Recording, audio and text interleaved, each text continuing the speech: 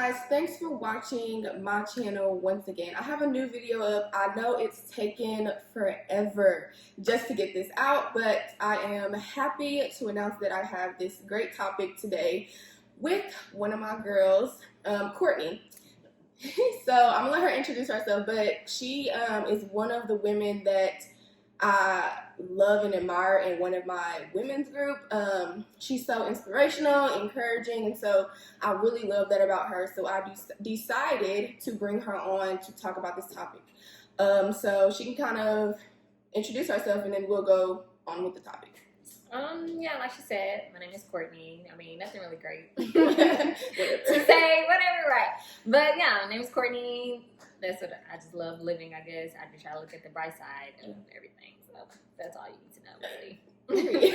That's all you need to know. Okay, so today we are touching on like a huge topic that doesn't get talked about a lot, but I came to the understanding that a lot of people need a breakdown of this topic. So our topic today is forgiving. And with forgiving, it's also healing, because if you do not forgive, you cannot properly heal. So, forgiving, I want to get Courtney's view on what forgiveness is and what that looks like to her. So what does that look like to you? Ooh, I wasn't expecting that question. Excuse me. Forgiveness, to me, what it looks like is basically, who she got me? So good. I don't know. Forgiveness to me is kind of basic. To a simple form is accepting an apology that's never really given. Yeah. That's how I would describe it, because a lot of times, people hurt us, and sometimes they know it, and sometimes they don't. Yeah. And it's up to us to, if we're gonna keep that chip on our shoulder or ignore it and keep going with life, even if it did severely hurt us. It's still up to us, even if we never get that apology or never get that sincerity. It's really up to us to take that chip off and just, take that extra load off, because a lot of times, a lot of people really don't know that they offended you unless you say something. So a lot of times we're walking around with this burden of something, an action or a word that was said, and we never give that person that clarity of, this is how you made me feel. So to me, forgiveness is really just accepting an apology that you would never really get. Yeah, I think that's a great definition, because forgiveness, a lot of people feel like it's forgiving in a sense that you did what you did, it's whatever, right? But I think it's a deeper concept to that, because when people just go about forgiveness like that, they don't actually really forgive. Right. They just kind of dismiss that happened, and it is what it is. And so forgiveness for me, so before we get into deeper thought, I want to kind of make it simple as you did. Forgiveness for me is, to a sense, saying it is what it is, but when you say that, you cannot have an ill feeling toward that person. Because to me, that's not really forgiving, because you're still holding on to something deeper. Right? So, because I've had my fair share of not truly forgiving. So I don't want to get on here, thinking that I always, had this great concept of forgiveness, because I have to learn on my own too. Right. But I went through like stages to where I was trying to forgive someone, but when they came around or, just tried to speak to me, I'm just like, no, I'm good. And to me, if they're not coming to me with an ill intention, if they're just trying to speak to me, I feel like how I was acting was not necessary. Exactly. Right? I could just simply say, hey, how you doing? Move on.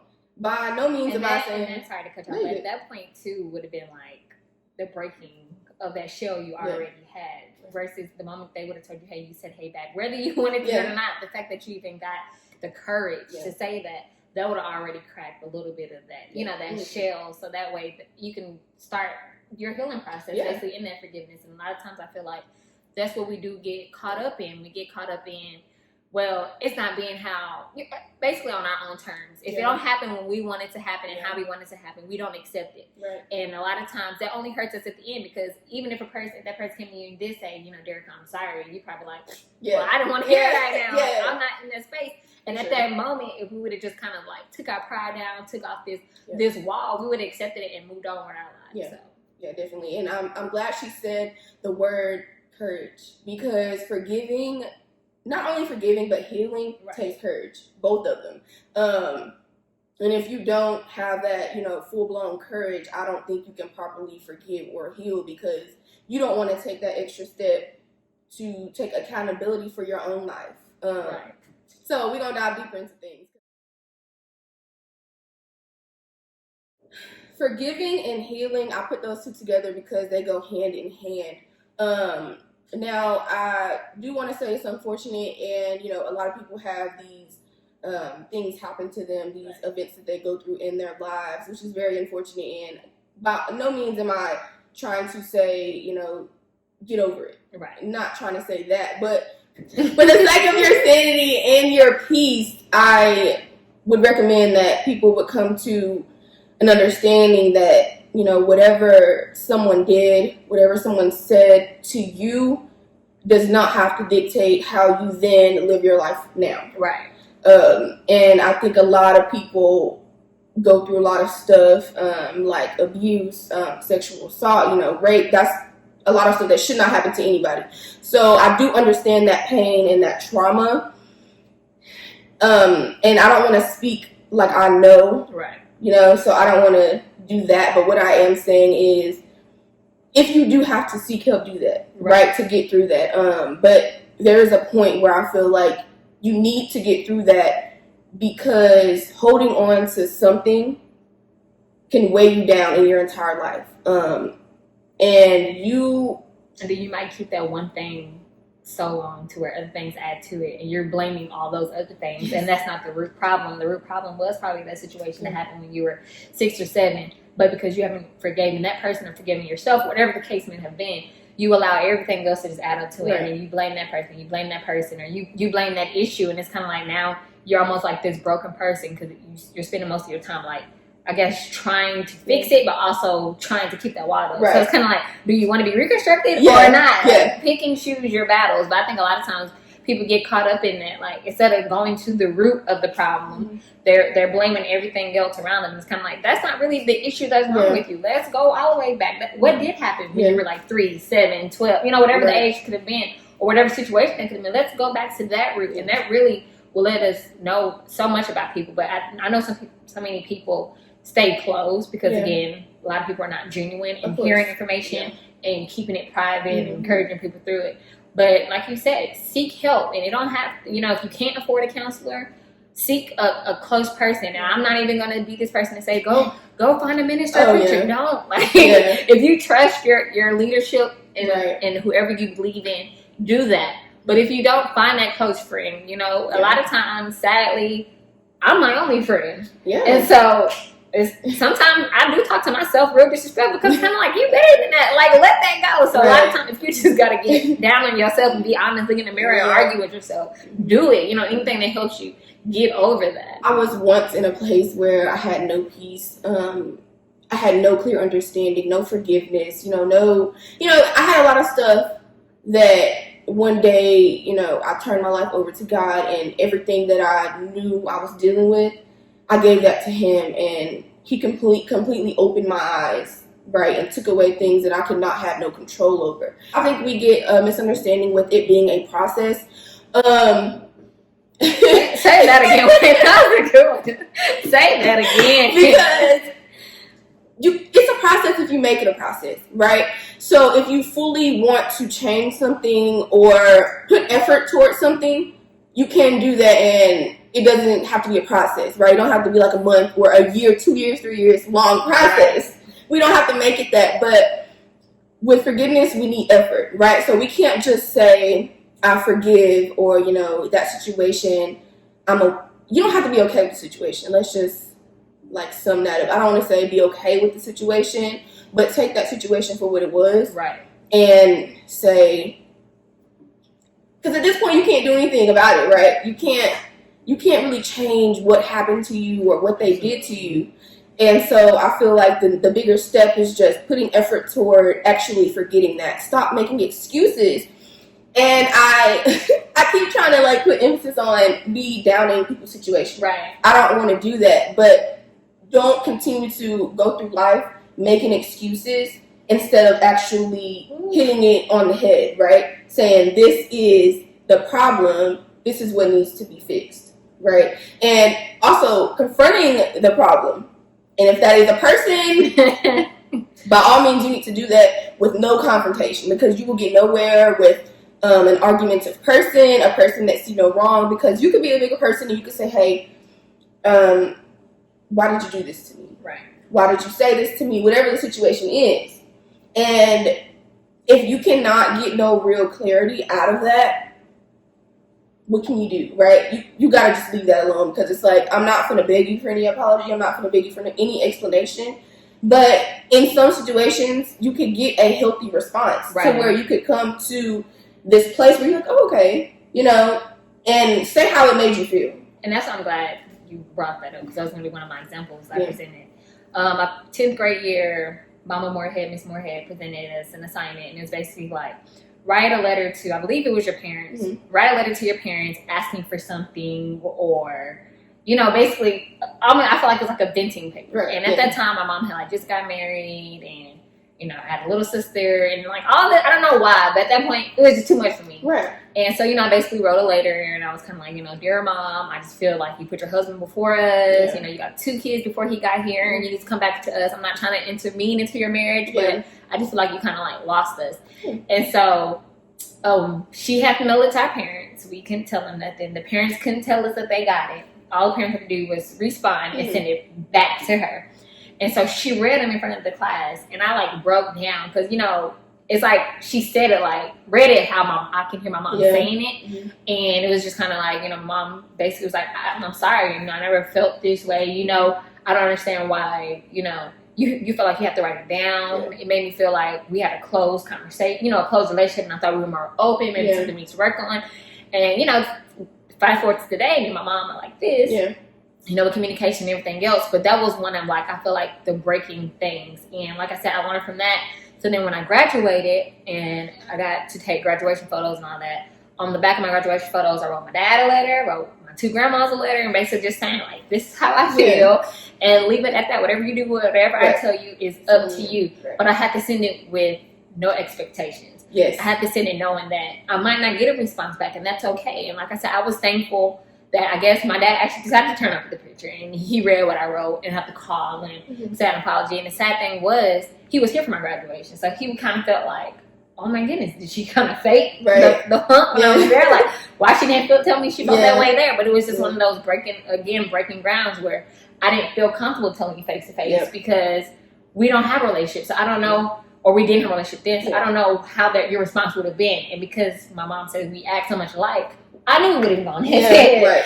And so it was one of those moments, like, I had to tell him, I thank you for calling me. At least I know you read it. And again, he had to give me one apology. Sorry that he made me feel this way. But again, I had to turn around and say, well, thank you, though, because you didn't have to show up to my graduation. But yet you did, and I'm still thankful for that moment. So like she said, a lot of times, you got to figure out who you're talking to and how you want to confront them. To me, I really have thought, writing letters really have helped me out when it goes to anybody. And a lot of times I would write, I have a journal of a few letters that I wrote that never sent out. It was just one of those therapy for me, and I hate writing. Like, I hate writing, but it was one of those things, like, it felt so good. One day I was typing, and I like the sound of typing, so the more I got mad, the more I was like pressing the buttons, like, you go here, but I have to say. But it was one of those moments that it was a therapy for me. So even if you do choose, to write it out, text it out, but never send it, that's okay, because that's a way of you pouring it out, and that's a healthy way. Nobody's really getting hurt in the process.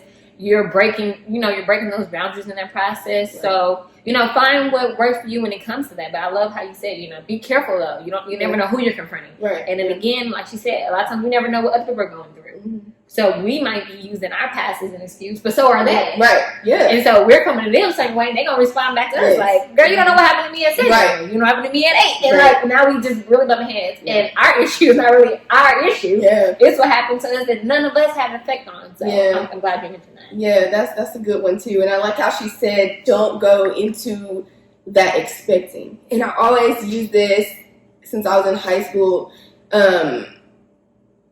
what, you know, like, I don't expect, so I don't get disappointed, right? I don't go into situations or past relationships. I never went, or I would say, I don't want to say I didn't expect.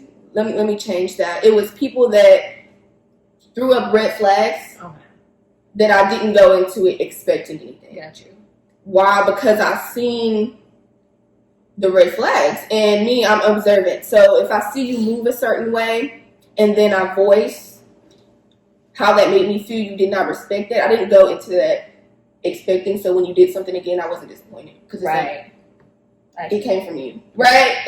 And so I'm glad you said. So just when you confront someone, I don't want to say go in thinking negative, but go in just saying, you know, whatever happens, happens. Right. Don't go in it, you know, thinking, you know, oh, I'm going to get this apology, you know, whatever, because you're going to be disappointed when you leave, right? And confrontation is more so for you and not for them. Yeah. You know, that is your venting, because they don't even know what you're coming to them for. Mm-hmm. So when you get that opportunity and you're going to approach, go in there thinking kind of like, how would I want to be talked to in the situation? And again, like, one thing I learned when my manager was mad at me, she took 2 days to come back and let me know. I said, girl, I done slept since then. I done came to work, clocked in twice. Right. And you just not telling me something that happened 2 days ago at a meeting at 7 p.m. that night. Right. Like, why are you not coming? And she was like, well, I didn't want to come with it as an attitude. And to me, I kind of took it at first was like, you're a whole adult. We're adults. If I offended you, let me know, because I know my mouth. Yeah. So if I offended you, let me know. But then I had to come back and think, maybe she knows her mouth as well. Right. And she didn't want to create that type of work atmosphere. Yeah. So I have to respect her, you know,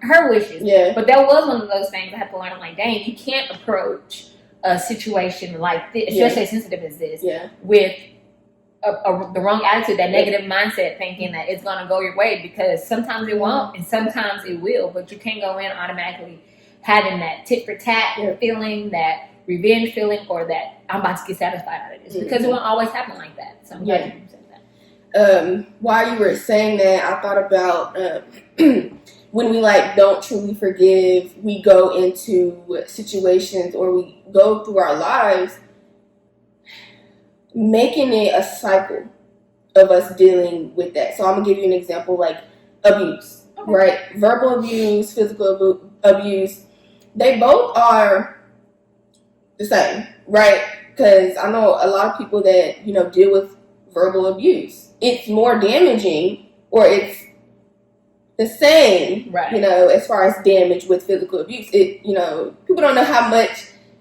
mental damage can be done to you with just words.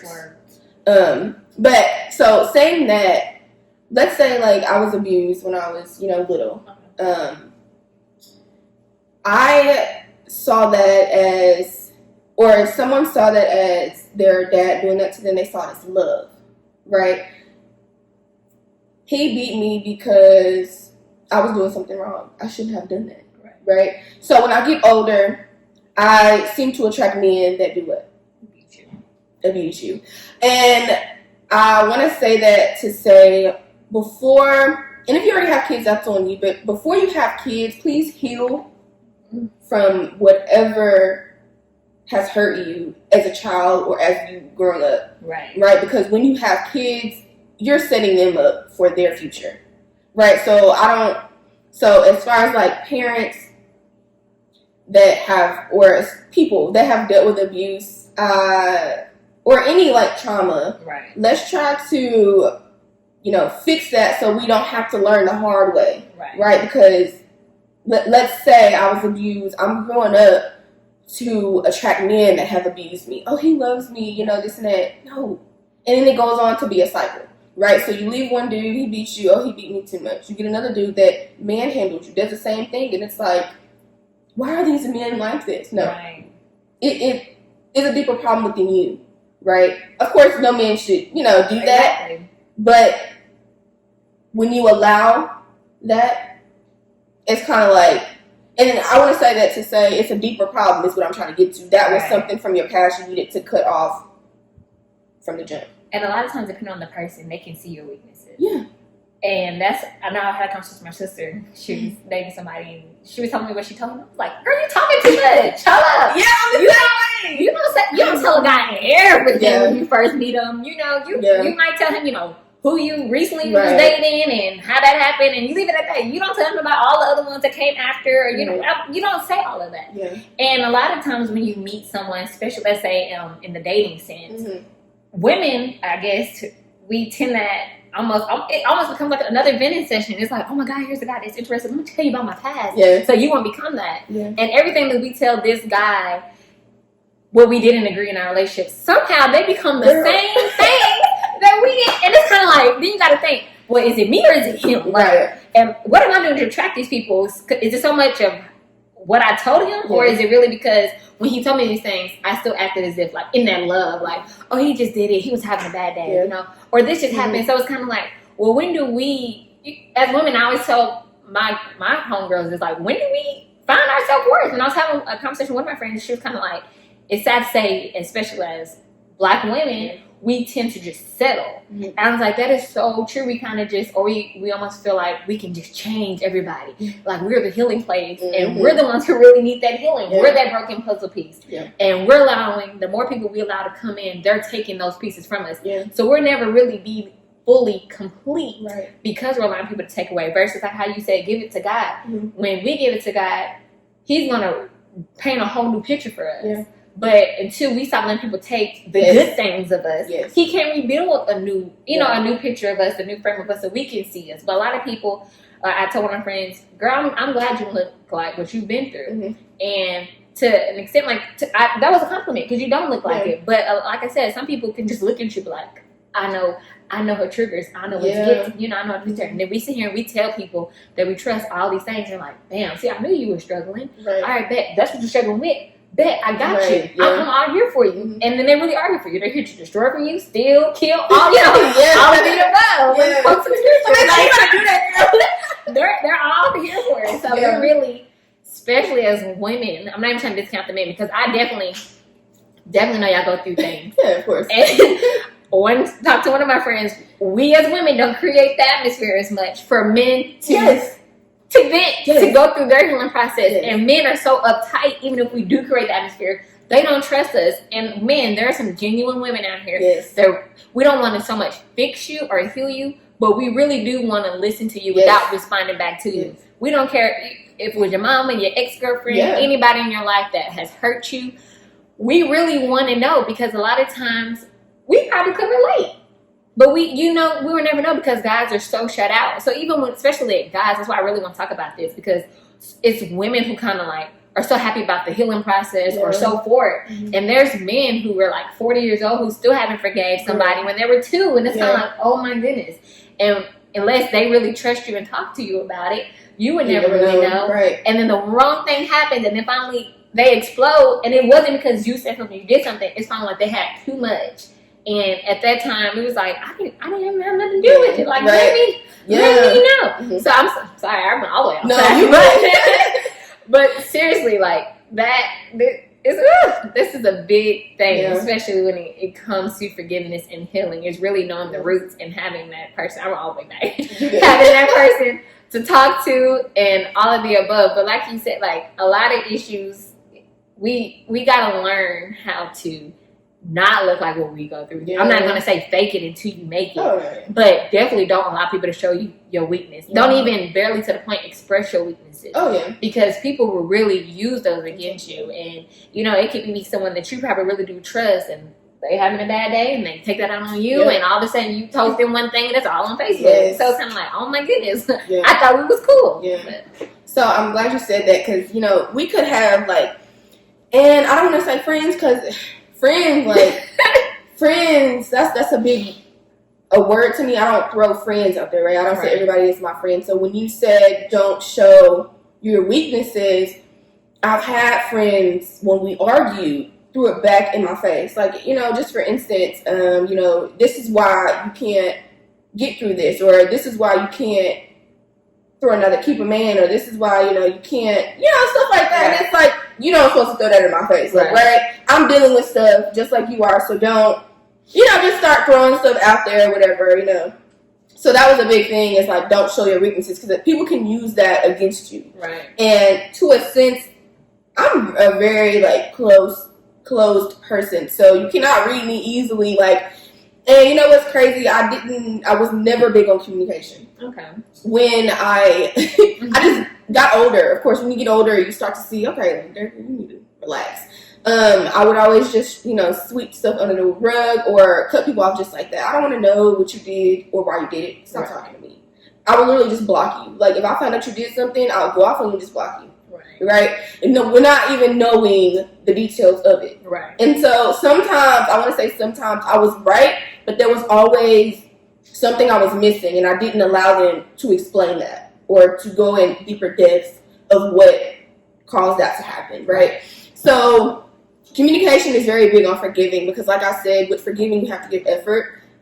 With meaning, if you truly, and I want to say truly, because some people say they forgive, but like I said earlier, you walk around with all of these ill feelings toward that person. Like, like, I forgive you, don't worry about it, you good.